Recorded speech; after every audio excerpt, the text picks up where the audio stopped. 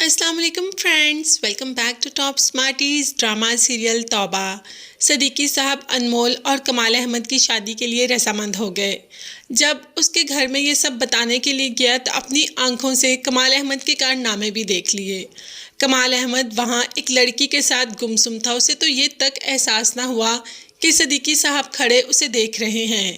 اپنی آنکھوں سے سب کچھ دیکھ کر صدیقی صاحب کو تو یقین ہی نہیں ہوا کہ کمال احمد اس قسم کا اوباش انسان ہے، اسی لیے کچھ بتائے بغیر، کچھ کہے بغیر، کسی سے ملے بغیر وہاں سے واپس گھر آ گئے اور اپنی بیٹی کے بارے میں سوچنے پر مجبور ہو گئے کہ اب کیا کروں۔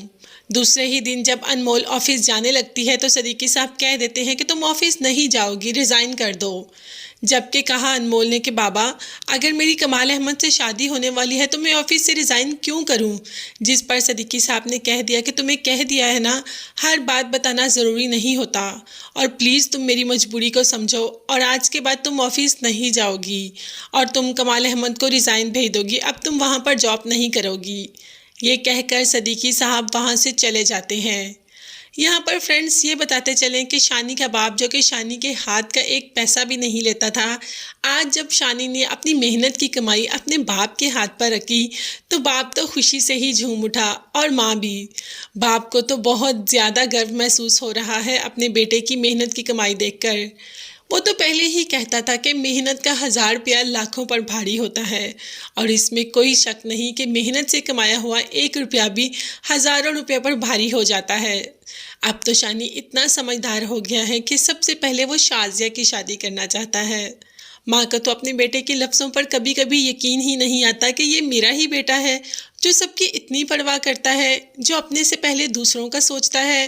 ہم نے تو شازیہ کی شادی کا آج تک سوچا ہی نہیں، مگر شانی نے کہہ دیا کہ جوانی کی بیوگی ہے، میں اپنی بہن کی شادی ضرور کروں گا۔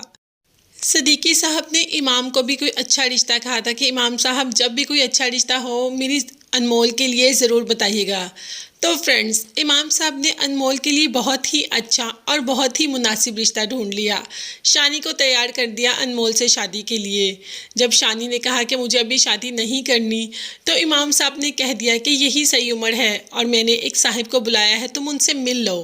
شانی امام صاحب کو تو کبھی انکار کر ہی نہیں سکتا، وہ تو اس کے بہت بڑے محسن ہیں، اسی لیے بالکل چپ چاپ گردن جھکا کر بیٹھ گیا، اور پیچھے سے وہ آدمی بھی آ گیا جن کو امام صاحب نے بلایا تھا رشتے کے لیے۔ تو فرینڈز، آپ دیکھ کر حیران ہو جائیں گے کہ وہ صدیقی صاحب ہیں۔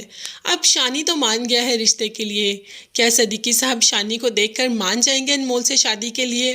ویسے بھی صدیقی صاحب اب دیکھ چکے ہیں کہ شانی بہت زیادہ بدل گیا ہے، تہجد پڑھتا ہے، نماز پڑھتا ہے، قرآن پاک پڑھتا ہے، اللہ کی عبادت کرتا ہے اور دوسروں کی مدد بھی کرتا ہے۔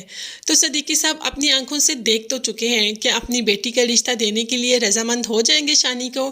یہ سب دیکھنے اور جاننے کے لیے چینل کو ضرور سبسکرائب کیجیے گا۔ مجھے اور میری فیملی کو اپنی قیمتی دعا میں یاد رکھیے گا، جس کی کہ مجھے بے حد ضرورت ہے۔ نیو ویڈیوز تک کے لیے اللہ حافظ، bye bye and take care.